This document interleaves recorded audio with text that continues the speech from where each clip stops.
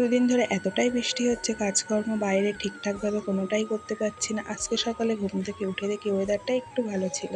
So hello everyone, good morning. আমি ছন্দা, আমার একটা ছোট্ট মিনি ব্লগে তোমাদের সবাইকে ওয়েলকাম।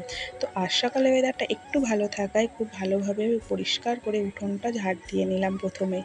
তারপরে একে একে বাসি কাজকর্ম যা কিছু ছিল সব কিছু সেরে নিয়েছি।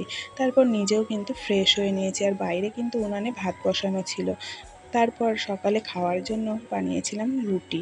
তো সকালে রুটি প্রত্যেকদিন খাওয়া হয় না, দু একদিন খাওয়া হয়। তো তার সঙ্গে কিন্তু ছিল দুধ। তারপর খাওয়া দাওয়া সেরে রান্নাটাও কিন্তু সেরে নিয়েছি, আর আজকে রান্নায় ছিল ডাঁটার একটা তরকারি আর মাছের ঝাল।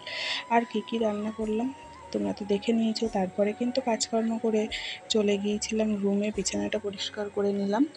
নিয়ে তারপরে আমার অবস্থা দেখো, এদিকে কোনো জায়গায় জামা কাপড় মেলে দিতে আমার বাকি নেই। খাট, আলমারি, জানালা সব জায়গাতেই জামা কাপড়।